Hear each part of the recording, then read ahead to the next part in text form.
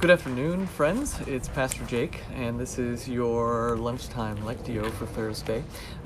This is the time that I had to do this, and unfortunately, the neighborhood roofers are not working on my schedule today, so you may hear voluminous amounts, superfluous amounts of nailers in the background. You're just gonna have to deal. It's gonna be what it is today. I wanted to share with you a scripture.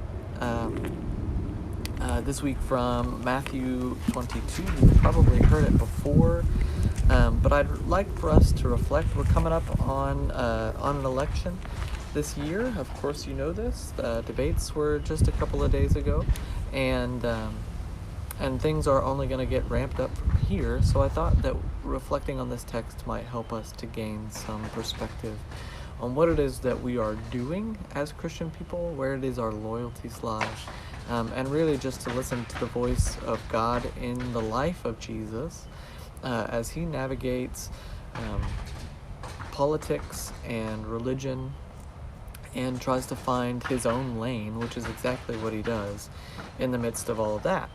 And so, listen now for the word of the Lord to you. I'll read this once and then I'll read it again, reflect on it, and then I've got a little something to share from Theresa of Avila that I think sort of dovetails with the feeling behind this text. So listen now for the word of the Lord. It's Matthew 22:15 through 22. Then the Pharisees went and plotted to entrap him in what he said. So they sent their disciples to him along with the Herodians, saying, "Teacher, we know that you are sincere and teach the way of God in accordance with truth and show deference to no one, for you do not regard people with partiality. Tell us then what you think. Is it lawful to pay taxes to the emperor or not?" But Jesus, aware of their malice, said, "Why are you putting me to the test, you hypocrites? Show me the coin used for the tax." And they brought him a denarius. Then he said to them, "Whose head is this, and whose title?" They answered, "The emperor's." Then he said to them, "Give therefore to the emperor the things that are the emperor's, and to God the things that are God's." When they heard this, they were amazed, and they left him and went away.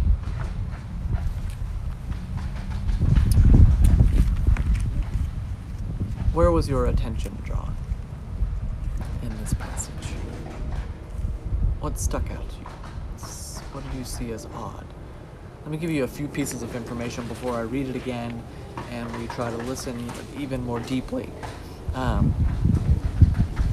It's important probably to note that the ones who levied taxes in that time were the Romans. The Israelites were under occupation. If you've followed Israel's history at all, sort of just the historical piece rather than the theological piece or what this means to us piece in sermons and teachings that we've done over time, you will know that Israel has a really rough go. They're not free very often, and they're always battling with someone, either battling internally or battling externally or being exiled or being occupied. They've had a really rough run, and so when Rome comes in and occupies them and levies these taxes, they are absolutely despised for it, right? So in asking Jesus this question, the Herodians and the Pharisees are trying to get Jesus to pick a side. Who are you with, Jesus? The state of Israel or the Roman Empire? And when Jesus asks for a denarius, that is a coin of the day, and asks whose head is on it, it's the emperor's head. And it's the emperor's title, as Jesus says. And that title would have probably been something like Tiberius Caesar, son of the divine Augustus. So there was and remains in a lot of sort of religious, well, not so much today, but there's a connection in many older nation states between the emperor or the leader or the king and God. as though they are a divine figure themselves.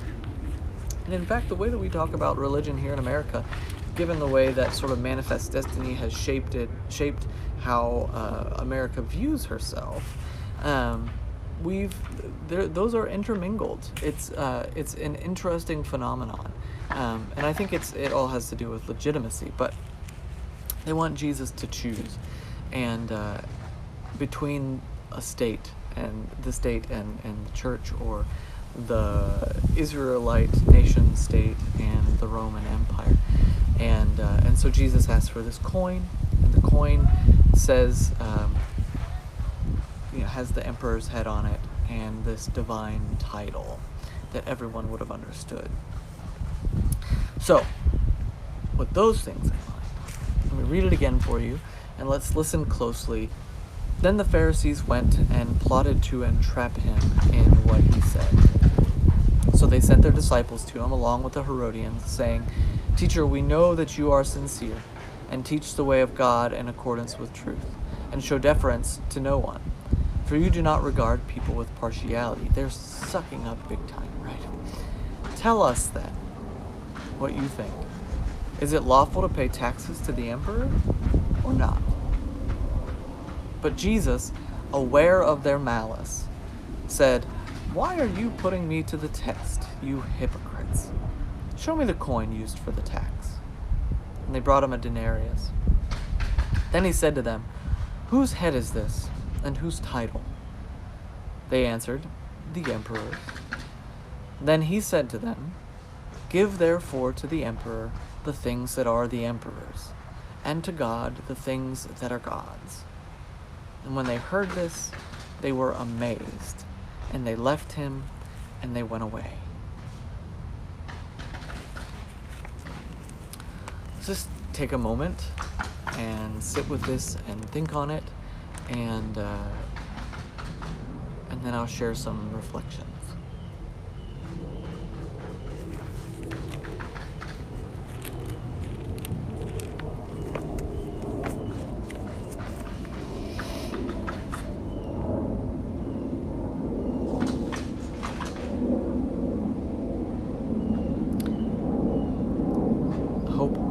With the soothing sound of nail guns in the background, you were able to find some clarity about this passage in your own mind.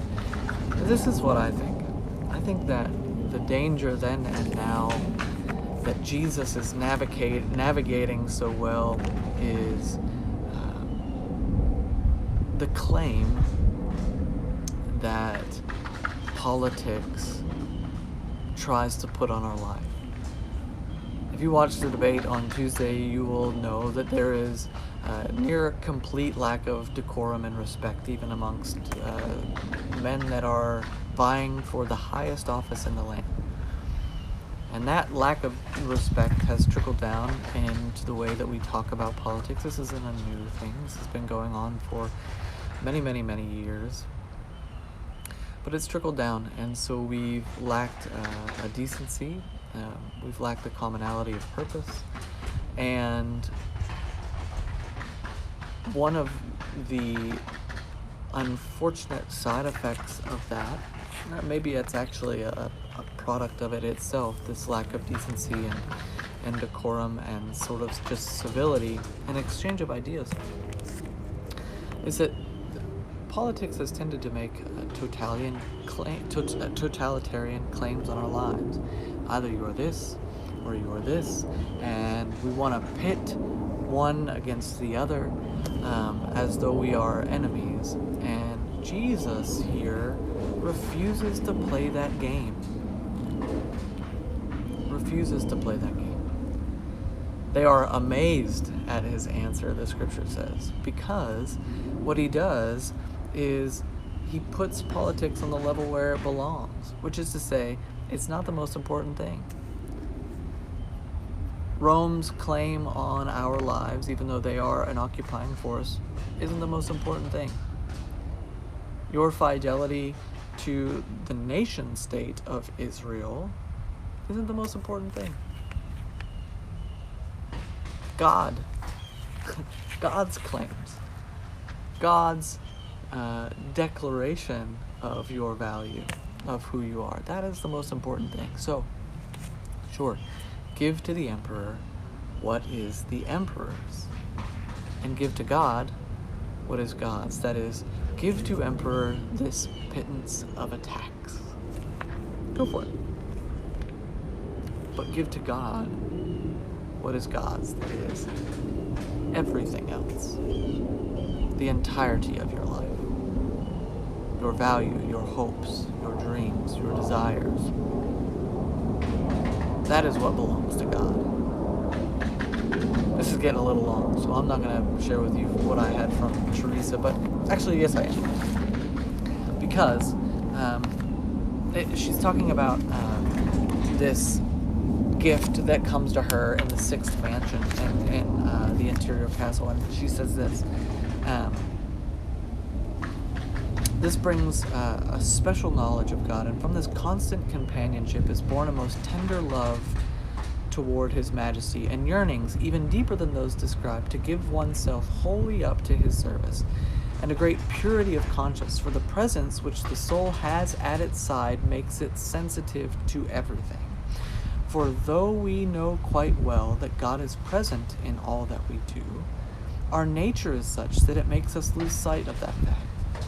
But when this favor is granted, it can no longer do so. For the Lord, who is near at hand, awakens it. I think that if we were granted this favor of knowing that God is ever present to us, always at our side, that would change how we interact when it comes to things like when it comes to things like anything. If we would understand that we are not alone, that there's nothing that we do that is independent of the presence and power of God, but that God is always at our side as a companion and a guide and the empowerment for what and who it is that we are, then that would change how we live and move in the world. But that acknowledgement is a gift and something that we participate in by our mindfulness and prayerfulness moment by moment.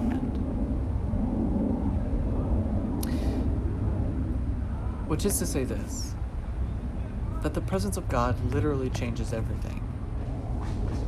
Everything.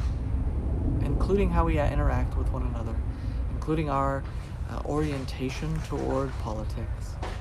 It lessens everything in the sight of God. Because God's greatness is the most important thing. And being pleasing to God and therefore working for the goodness of all is the most important thing. Or as we say in our house, kindness is important. We teach our kids that kindness is maybe the most important thing. Because if you can't be kind, what can you do? Let's take a moment and gather ourselves and meditate on these words.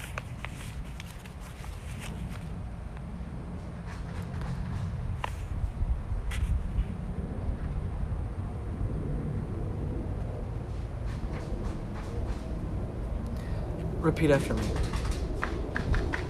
Be still and know that I am God. Be still and know that I am. Be still and know. Be still. Be. Thanks for joining me for a couple minutes today, friends. We'll talk to you soon.